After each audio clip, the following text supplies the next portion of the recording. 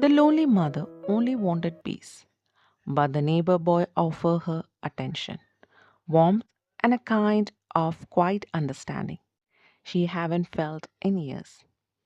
As their lives crossed through the open windows and stolen glances, the mother began slipping into a world where desire felt safer than reality, a world she knew could destroy her.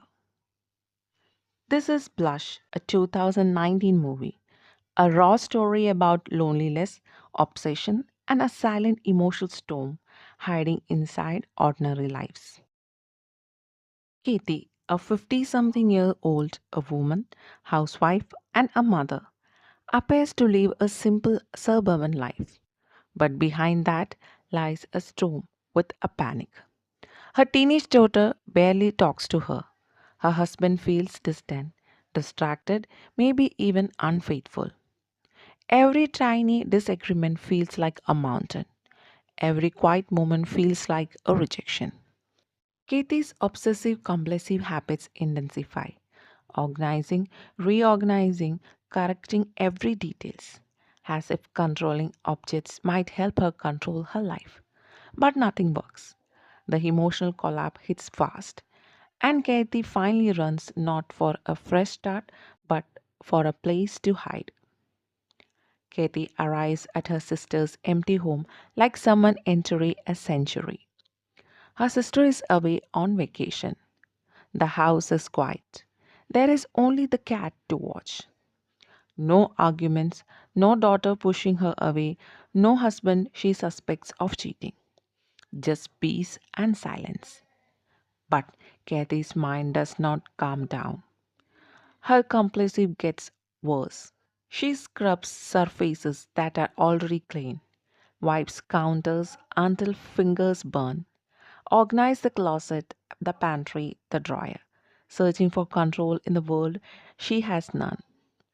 And then she notices them, the neighbors, a young, beautiful, free spirited family.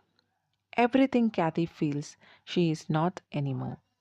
And before she realizes this, she becomes obsessed. And from the window she watches the husband, the wife, the teenage son, and their loud dinner, their laughter, their messy, vibrant, and energy. She doesn't just observe them, she studies them. Her loneliness attaches itself to this family like a magnet. They become her entertainment, her distraction, her escape, her fantasy.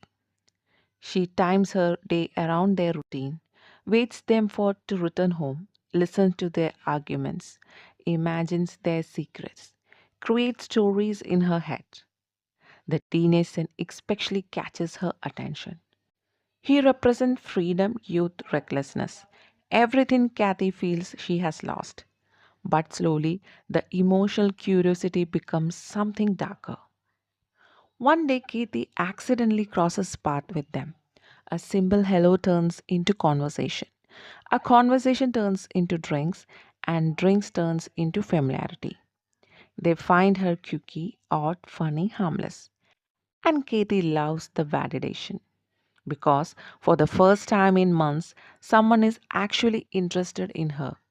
Someone laughs at her jokes, and someone asks about her life.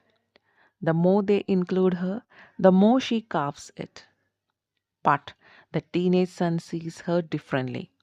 Neither has mother figure nor a threat. He treats her casually, something teasingly, and Katie misinterprets that casual warmth as something deeper, and the boundaries start fading. Her spy becomes constant. She watches the boy through the blind, observes when he is home alone, watches him sim, hang out with friends, and imagines the conversation that has never happened. Her compulsive cleaning now mixes with compulsive watching. The two addictions feed each other. Katie's obsession with the teenage boy finally crosses into dangerous territory. Her fantasy blurs with real moments, and she imagines when there is no one. She sees him as someone who understands her, even though he doesn't. She shares private details she shouldn't, shows up uninvited, misread every gesture, every glance, and every kindness.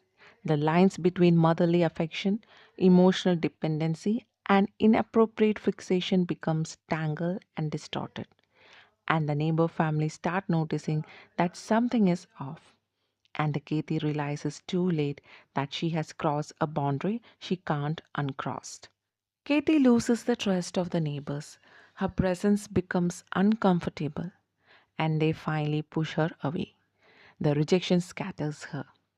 Her husband comforts her. Her daughter distances herself further. Her sister's house is no longer a sanctuary.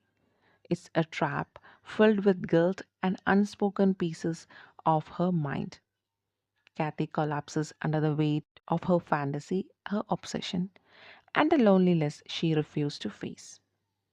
And there is no dramatic explosion, no sudden twist, or no happy resolution. Just the painful reality of woman who wanted to feel seen and destroy herself searching for attention in all wrong places. Kathy ends alone, emotionally drained, haunted by the consequences of her obsession. And the final moment captures her silent realization. She wasn't escaping her life, she was running from herself. And now she has to live with what she has done. And it's a story about isolation, fragile mental health, the longing to be seen, and the dangers of obsession and the collapse of lonely woman's identity.